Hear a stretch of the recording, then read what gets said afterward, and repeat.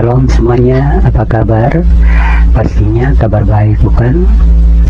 Bersama saya Romeo Dirk Junior di channel yang spesial membahas tentang video-video apologet Kristen dan video-video kesaksian Kristen. Baik, kali ini saya akan menyajikan video yang diberi judul "Saya ikut Tuhan karena pilihan saya," atau lebih tepatnya mungkin Tuhan yang telah pilih saya. Karena saya dari kecil bukan beragama Kristen, juga saya lahir di tengah keluarga Muslim. Saya lahir dari keluarga Muslim yang taat sekali, terutama ayah saya. Tetapi saya heran, walaupun beliau taat beribadah, tapi tetap selalu melakukan perselingkuhan.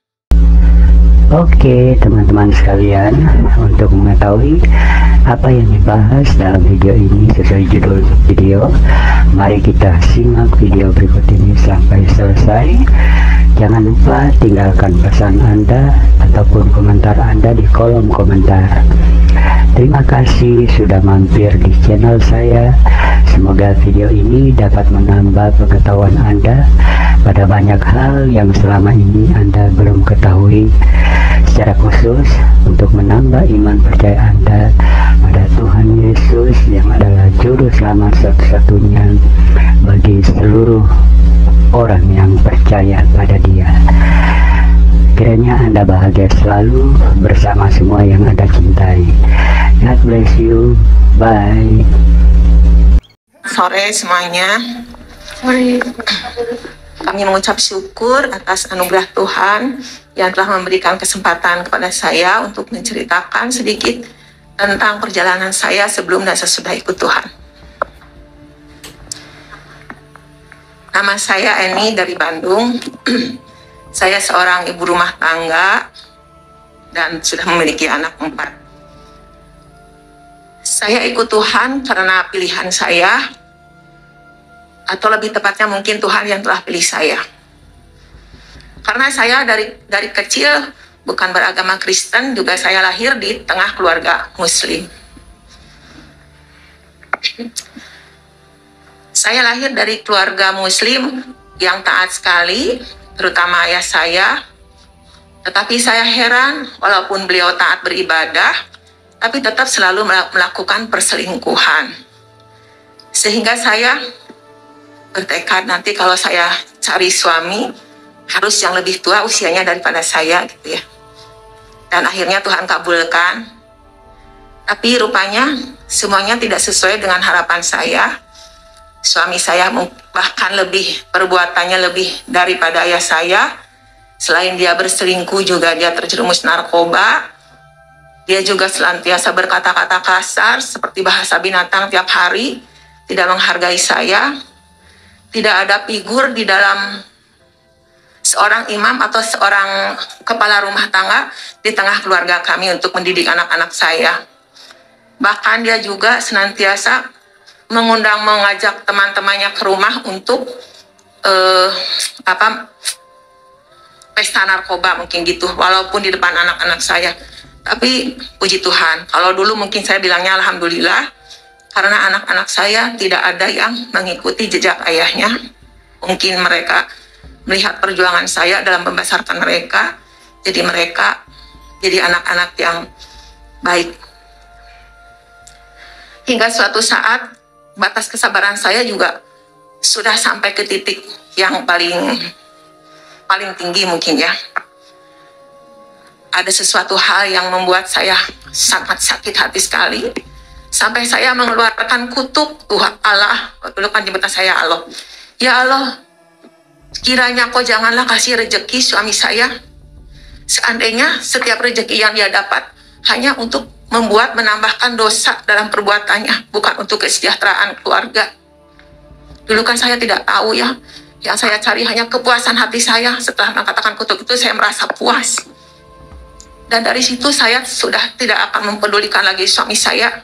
Fokus saya hanya membesarkan anak-anak saya. Tidak memikirkan lagi suami saya, mau apapun terserah. Dan puji Tuhan, anak-anak saya juga sekarang udah pada bekerja. 3 orang, tinggal 1 lagi. Hingga suatu saat pada tahun 2021 bulan Oktober, tiba-tiba suami saya pulang dari rumah temannya. Dia berkata gini, nih saya harus dibaptis. Kapan? Nanti hari Sabtu.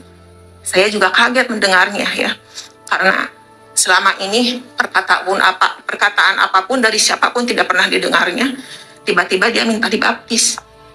Ayo, saya teh, mungkin ini yang terbaik dari Tuhan, saya teh ya. Hari Sabtu jam 3 ya, saya antar ke tempat pembaptisan dia. Akhirnya dilaksanakan dibaptis. Saya juga nggak tahu apa penyebabnya, tapi ya mungkin ini udah jalan yang terbaik yang saya rindukan selama ini, agar saya punya imam yang benar di tengah keluarga. Dibaptislah. Udah dibaptis pada tanggal 2 Oktober 2021. Setelah dibaptis, selanjutnya kata teman suami saya yang ngajak dia untuk dibaptis, panggilnya ke saya kan, teh, nanti Sabtu selanjutnya antar ibadah si Om ya, biar dia semangat. Oke, kata saya teh, apa sih yang enggak buat kebaikan. Sabtu berikutnya saya antar ibadah. Cuman waktu itu saya juga tidak tahu, selama menaikkan lagu penyembahan saya nangis dari awal sampai akhir. Saya tidak mengerti apa itu. Setiap lirik yang saya dengar seolah-olah menarik jiwa saya untuk mendekat kepada Tuhan. Di situ ada perkataan Yesus, Yesus. Saya sangat merasakan damai di hati yang belum pernah saya rasakan. Hingga di ujung ibadah saya dipanggil sama hamba pengembala di tempat itu. Gimana teh yang Arab yang Ci, mengajarkan saya Ci. Gimana Ci yang dirasakan? Maaf kok, tadi saya sepanjang ibadah nangis, saya juga tidak tahu kenapa. Apa yang dirasakan? Saya merasa hati saya damai, yang belum pernah saya rasakan. Terus apa keputusannya? Mau nggak dibaptis ikut Tuhan? Belum terpikirkan kok. Saya takut mengecewakan ibu saya yang sudah meninggal dan saya tidak bisa mendoakan dia. Tapi kan kalau yang hidup sama yang mati sudah tidak berhubungan. Pikirkan aja kita yang masih hidup untuk keselamatan kita. Gitu. Akhirnya saya berpikir seminggu kemudian, belajar 2 kerajaan Allah, di situ ada kutub. Ada kutub tuh harus diputus karena akan menurun ke 4 turunan. Jangan sampai anak-anak saya dapat suami yang seperti saya. Akhirnya saya putuskan untuk dibaptis tanggal 17. Jadi saya ikut Tuhan bukan karena penginjilan, bukan apa, karena sebuah lagu penyembahan. Itu yang saya rasakannya bisa membawa damai sejahtera buat saya. Akhirnya tanggal 17 saya dibaptis. Tapi setelah dibaptis itu, luar biasanya Tuhan membalikkan hati saya. Walaupun awalnya saya dibaptis karena untuk memutus kutuk, tapi begitu besar kerinduan saya untuk mencari Tuhan yang selama ini tidak pernah saya rasakan perasaan seperti ini. Tapi waktu itu kan gereja masih onsite semuanya karena masih tutup, belum ada yang buka. Jadi saya sepanjang hari dari bangun tidur sampai malam lagi dengar di YouTube penyembahan sama khotbah-khotbah, semua kesaksian saya dengar. Tapi tetap masih ada yang kurang. Kata Bapak Gembala, kamu harus baca firman setiap hari dan renungkan. Tapi saya baca firman waktu itu saya belum mengerti. Akhirnya suatu saat Bapak Pendeta telepon, saya juga tidak kenal dengan Bapak Pendeta ini. Cuma dia bilang mau verifikasi data buat surat baptis karena mau dicetak. Sudah sesuai belum datanya? Saya bilang sudah. Tapi dalam hati saya ada dorongan gini, tanya gitu. Akhirnya saya bertanya, Pak, ada nggak pengajaran yang harus saya ikuti setelah baptisan? Karena saya terima Tuhan begitu cepat ya. Ya udah, kamu baca aja firman Tuhan tiap hari 1 pasal, renungkan. Kalau itu sudah saya lakukan. Ya udah, kalau kamu mau di rumah saya ada pembahasan mengenai firman Tuhan setiap hari. Kalau saya boleh bergabung, saya mau sekali. Akhirnya ikut saya setiap hari Bible Bapak Pendeta itu. Dan begitu banyak pengajaran yang saya tidak tahu, bahwa ikut Tuhan itu kita harus punya hati yang kudus, tubuh yang kudus, baru itu Tuhan terima. Selama ini saya banyak kebencian pada suami saya.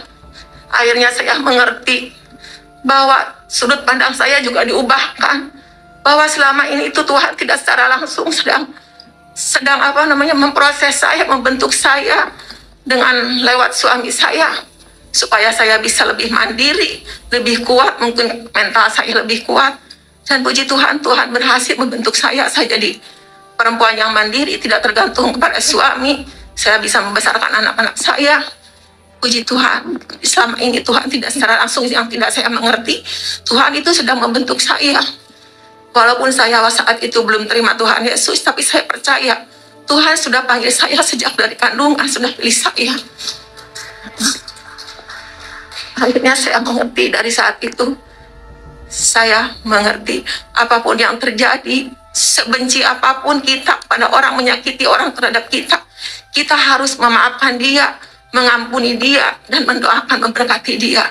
Haleluya, Tuhan begitu baik.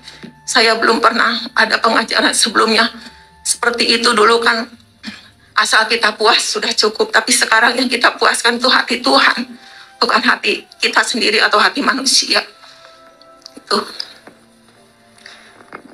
Setelah itu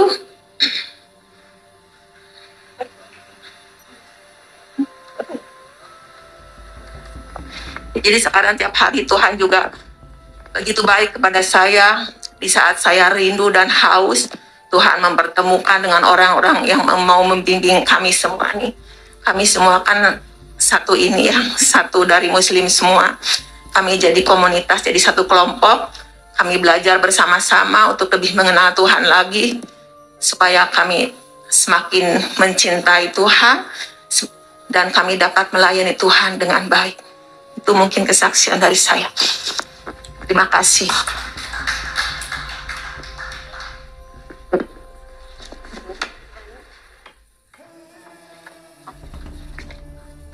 Shalom, perkenalkan saya Silvi. Saya ibu dari 3 anak. Saya dari Bandung. Saya ingin membagikan kesaksian saya bagaimana awal mula terima Tuhan Yesus. Saya ini dulu ini yang hidup saya sebelum terima Tuhan amburadul sekali ya. Kalau orang bilang makin tua makin bijaksana, tapi saya itu makin tua makin gila. Itu jauh sebelum ini. Tapi puji Tuhan, karena kebaikan Tuhan, karena kasih dan anugerahnya saya diselamatkan.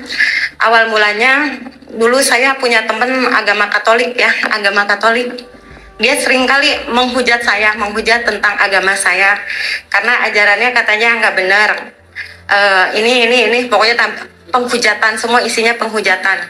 Nah dari situ saya nggak terima, marah, emosi ya. Nabi saya, Allah saya dihina. Udah itu saya cari tahu lah, saya baca Alkitab, saya lihat. Dulu saya lihat Ibu Siti tahun 2000 itu lewat YouTube, kesaksiannya ya luar biasa. Nah lewat lihat dari YouTube, terus Alkitab, semakin saya baca, semakin saya tertarik Ibu. Semakin saya tertarik, semakin kok ajarannya luar biasa. Terus kan nabi-nabi ada ya, di cerita Islam juga ada, Nabi Nuh, Nabi ini semua ada. Tapi yang bikin saya heran, ceritanya ini sama nabinya, tapi kok ceritanya ada yang berbeda gitu. Saya makin pengen lagi belajar lagi. Dan akhirnya saya dulu paling benci sama orang Kristen ya. Dulu saya sering ngomongin ini teman saya, jangan gaul sama itu murtad gitu ya. Nanti ke bawah jadi kafir, sering bilang kayak gitu. Nah, mungkin teman saya ini karena sabar sekali, mungkin tiap malam ya Ibu ya, tiap malam ini mungkin dia doain saya, selalu mendoakan saya meskipun saya rada julid, keki sama dia ya, dia tetap mendoakan saya. Mungkin lewat doa-doa itu pun saya menyerah. Tuhan jamah saya minta ampun. Akhirnya saya nanya sama dia, orang yang sering saya jelek-jelekin, Dewi di mana ya, saya ada kerinduan pengen dibaptis. Lalu saya diajak dibaptis, terima Tuhan, dan saya bertobat. Dan saya yang belum bisa apa-apa ini, tapi punya misi, pengen menjadi penginjil, memberitakan Injil kebenaran Tuhan ke berbagai bangsa dengan ilmu yang masih sedikit. Puji Tuhan, tante saya sudah dibaptis, adik saya bersama 3 anaknya sudah dibaptis. Tinggal keluarga, tinggal mama, kakak, dan anak yang terbesar belum dibaptis. Mohon doanya. Terima kasih, itu sedikit kesaksian dari saya.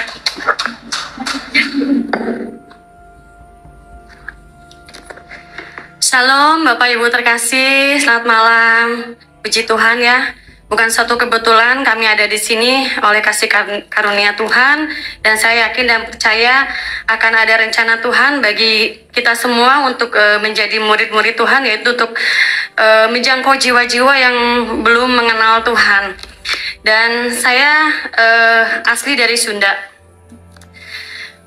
Keluarga saya keluarga Sunda juga, tapi tidak taat kepada agamanya, tapi hanya taat kepada okultisme. Dan saya pun mengalami okultisme. Ya, singkat cerita, waktu itu saya dihabiskan Tuhan. Waktu itu saya adik saya masuk penjara. Saya adalah tulang punggung keluarga. Dari 6 beradik, semua saya memikul mereka. Saya yang kasih nafkah. Dan dari situ saya pernah terjerumus pergaulan yang tidak baik, yaitu saya mengalami narkoba. Dan saya mengalami juga lingkungan saya adalah lingkungan yang pejabat-pejabat, tapi pejabat yang nakal, narkoba semua. Sampai saya tahu ngambilnya di mana gitu kan ya. Nah, tapi puji Tuhan, oleh kasih karunia Tuhan, ini proses Tuhan. Suatu saat waktu itu saya sedang dihabiskan sama Tuhan, dari mulai rumah, dari mulai kendaraan. Nah, dari situ saya merasa hidup saya sudah hampa. Saya sudah hampa, dan saya nggak tahu hidup saya ini mau dibawa kemana gitu. Sedangkan saya keluarga, di saat saya susah, saya hanya perginya ke dukun, perginya ke orang pintar gitu kan. Terus akhirnya singkat cerita, waktu itu saya sholat tahajud. Sholat tahajud, saya hanya minta sama Allah, ya Allah, berikan saya jalan yang terbaik. Setelah sholat tahajud jam 2 malam, saya masih ingat, saya tidak mimpi, saya tidak... Setelah beres tahajud, saya tidur, saya dibisikin doa Bapa kami di telinga kanan saya. Saya yakin dan percaya memang saya sudah dipilih di dalam kandungan oleh Tuhan Yesus. Mungkin saya harus mengalami proses-proses sehingga saya bisa menjadi jalan menterang, bisa menjangkau jiwa-jiwa yang saya bisa menjadi berkat. Nah, setelah itu dari situ saya rencananya mau hijrah ke Jogja untuk mencari lingkungan yang baik.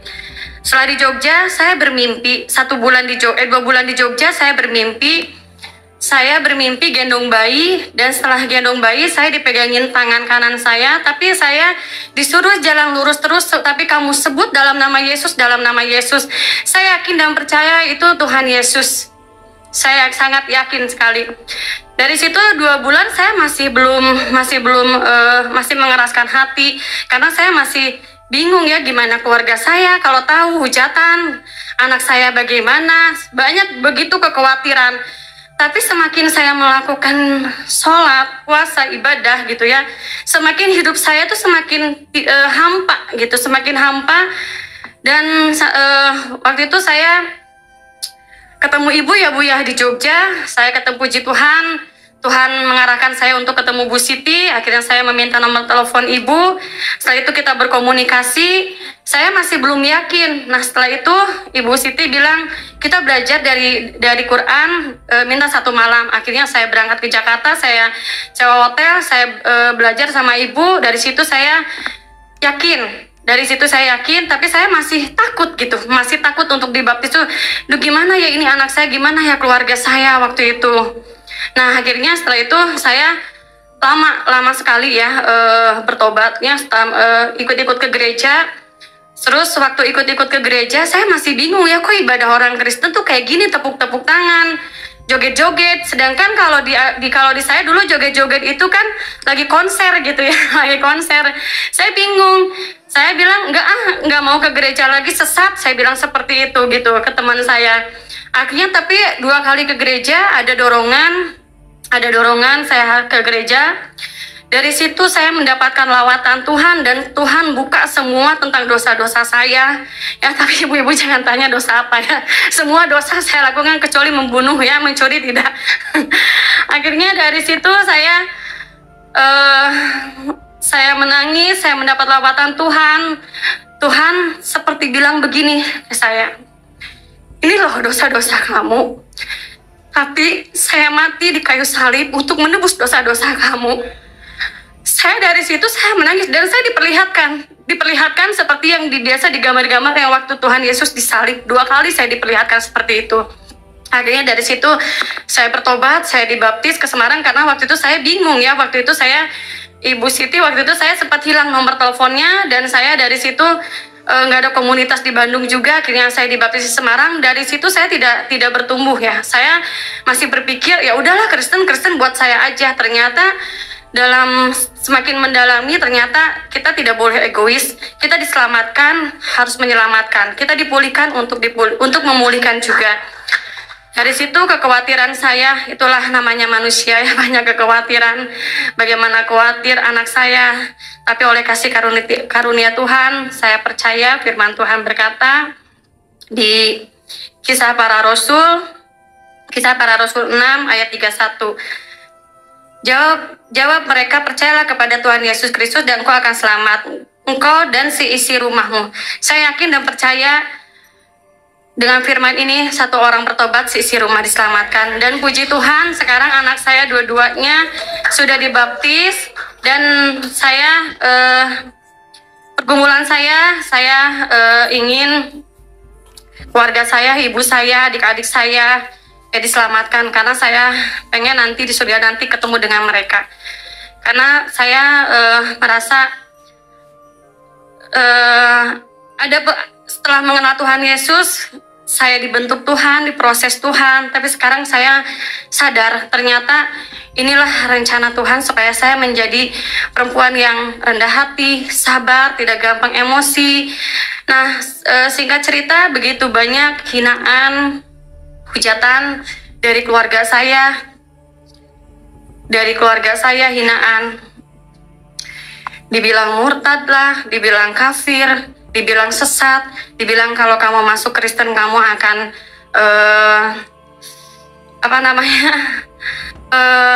bakal hancur hidupnya. Tapi oleh kasih karunia Tuhan, puji Tuhan, anak-anak saya sehat, anak saya bisa menyekolahkan anak-anak. Ya, harapan ke depan saya ingin menjadi garam dan terang bagi semua bangsa, dan saya ingin Tuhan terus pakai saya untuk menjangkau jiwa-jiwa. Dan saya sadar bahwa harta yang paling terindah adalah kita diselamatkan oleh Tuhan. Itu karena hidup kita bukan hanya di dunia saja, tapi hidup kita dikekal. Ya, puji Tuhan. Mungkin itu kesaksian saya. Terima kasih, dan terima kasih juga buat Ibu Siti atas bimbingannya. Mohon bimbingannya kita supaya kita juga bisa menjadi penerus Ibu.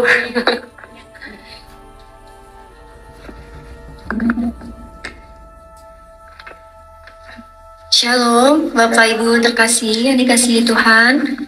Perkenalkan, nama saya Susan. Saya berasal dari Indramayu, tapi kebetulan besar di Bandung sudah 12 tahun. Saya berasal dari keluarga Muslim sebelumnya, tapi puji Tuhan sekarang sudah jadi anak Tuhan Yesus.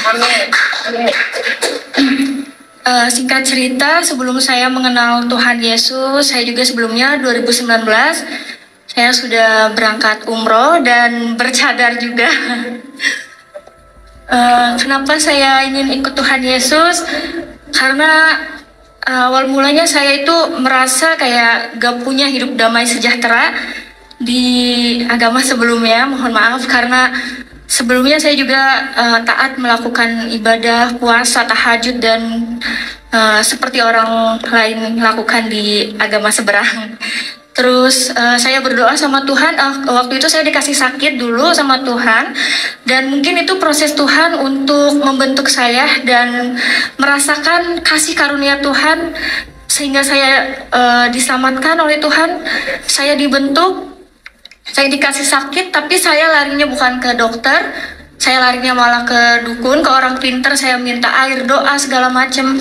Dan yang anehnya itu sakit saya itu nggak jelas gitu ya, kayak orang vertigo, tapi 2 bulan berturut-turut saya merasakan sakit. Pada akhirnya mungkin Tuhan kirim seseorang kepada saya, yaitu teman. Dia orang Katolik dan dia cerita kayak gini, coba tolong kamu doa yang kamu mengerti, doa orang Kristen. Dari situ saya ngerasa saya tidak mau agama saya disamakan dengan agama kamu. Agama saya, agama kamu, agama kamu. Di situ saya marah dan nggak tahu kenapa semenjak pas dari situ saya kepikiran gitu. Oh iya ya, karena kan kalau doa orang agama seberang pasti pakai bahasa Arab dan saya tidak mengerti artinya gitu, cuma doa aja. Nah dari situ saya iseng buka-buka YouTube, lihat kesaksian orang-orang Kristen dan saya penasaran gitu, sehebat inikah Tuhan Yesus? Apakah ini kesaksian palsu atau apa? Saya nggak ngerti. Pada malam itu saya langsung berdoa gini, Tuhan, kalau memang Tuhan ada di dalam hidup saya ingin merasakan Tuhan itu nyata. Saya tidak mau cuma lihat kesaksian di YouTube dan saya nggak tahu itu kesaksian dusta atau benar gitu, tapi aku pengen ngerasain Tuhan itu hadir di dalam hidup saya. Kalau memang Tuhan ada di dalam hidup saya berjanji saya akan ikut Tuhan Yesus.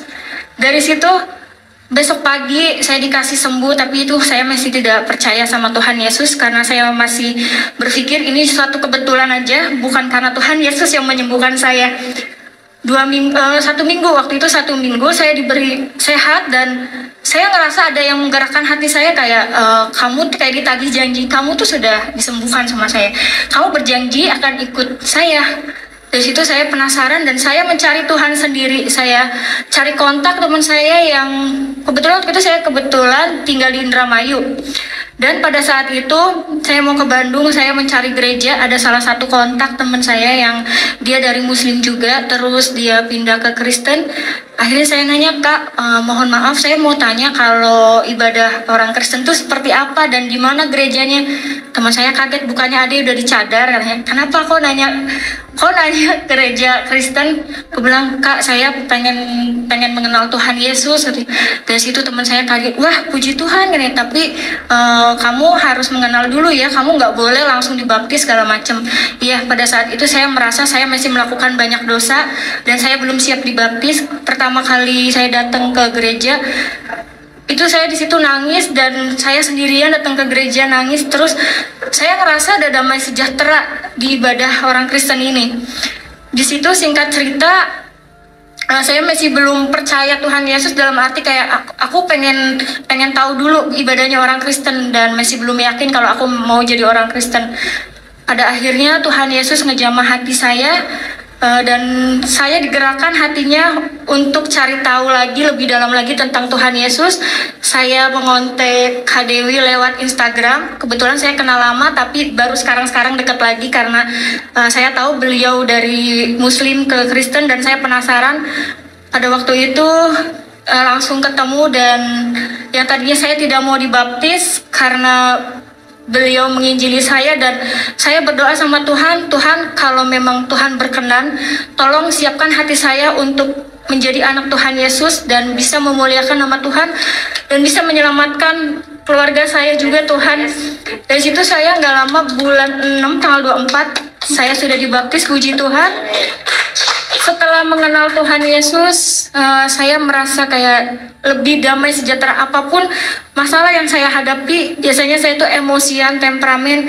Puji Tuhan sekarang saya bisa lebih sabar, lebih menerima kenyataan hidup saya. Dan saya juga pernah ketahuan sama mama saya, karena kebetulan orang tua saya belum tahu kalau saya Kristen.